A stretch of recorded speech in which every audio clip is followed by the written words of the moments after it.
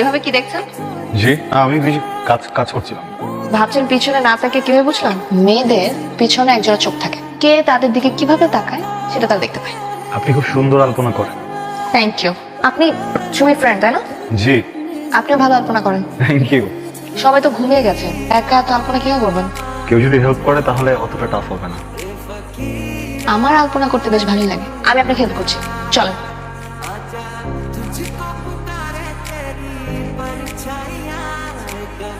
চলেন চা খাই, আসেন। এক্সকিউজ মি, টিস্যু হবে? এটা তো একটু আগে ছিল না। কোনটা? ফোন আছে সাথে? তাহলে নিচে চলেন, দেখাচ্ছি।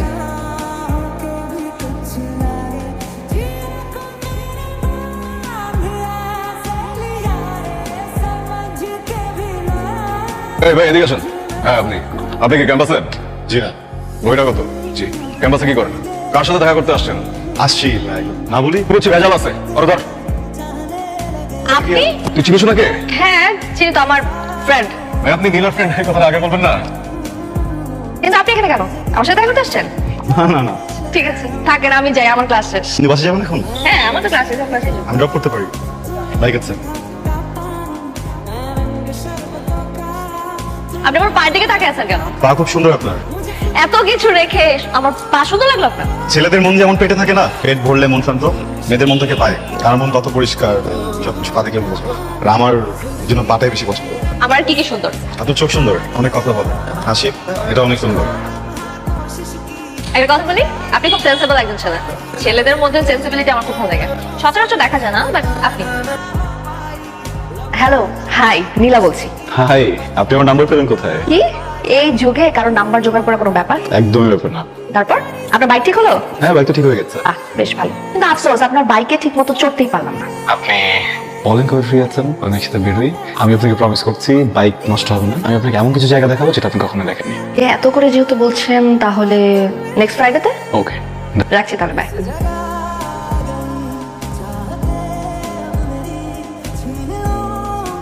কিরে ডুবে ডুবে জল খাওয়া হইতেছে কতদিন ধরে? হ্যাঁ হ্যাঁ কি তোর আর নীলার কাহিনী? তুই আমার কাজিনের সাথে প্রেম করিস আর আমি জানি না? তো জানি না, কবে প্রেম করলাম?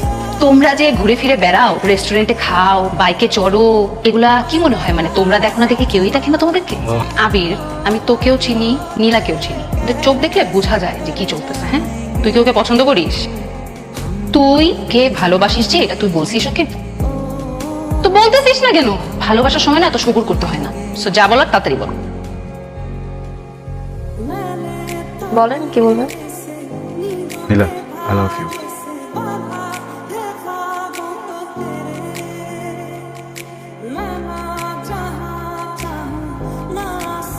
কাল ওইভাবে ওইখান থেকে চলে আসাটা আমার ঠিক হয়। আই এম সরি, আপনার সাথে আমার কিছু কথা আছে। বলো। সরি, বলুন। এর আগেও আমার সাথে আরো অনেকেই সম্পর্কে জড়াতে চেয়েছে, কিন্তু সবাই মাঝপথে এসে থেমে যায়। কেন? খুব ছোটবেলায় আমার একটা অ্যাক্সিডেন্ট হয়েছিল, আমি কোনোদিন মা হতে পারবো না। আমি প্রেম করা আর প্রেমে পড়া এগুলো খুব সহজ একটা ব্যাপার। আমি না এরকম কোনো সম্পর্ক চাই না যেখানে আপনার সাথে আমার কখনো দেখা হলে পরিচয় দিতে হবে যে আপনি আমার এক্স। আমি এমন একজন পার্টনার চাই যে সবকিছু জেনে বুঝে মেনে আমার সাথে থাকবে। পাবেন আপনি বিয়ের পরও সন্তান ছাড়া থাকতে? নীলা, আমি জানি আপনি একটা সিদ্ধান্ত নিয়ে ফেলেছেন। বিশ্বাস করেন, আমি আপনার কোনো সিদ্ধান্ত পাল্টাতে আসিনি, কিছু কথা বলতে আসছি। আর কিছু বলার নেই আবির, আমি বুঝতে পেরেছি সবাই নিখুঁত মানুষকে ভালোবাসে না, খুঁতওয়ালা মানুষকে কেউ ভালোবাসে না। আমি ভাবতাম দুইটা মানুষের ভালো থাকার জন্য, একটা সংসার গড়ে তোলার জন্য অবলম্বনের প্রয়োজন। আমি ভুল ছিলাম।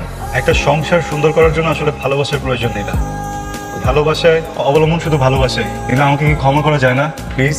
এখন কি করুণা করছেন? প্রায়শ্চিত্ত করতে এসেছি। আপনি দিবেন আমাকে প্রায়শ্চিত্ত করতে? দিবেন আমাকে একটু ভালোবাসতে? আপনি তো ভালোবাসবেন, কিন্তু আপনার ফ্যামিলিটা মেনে নেবে না। মেনে নিয়েছে, আমার মা আপনাকে মেনে নিয়েছে।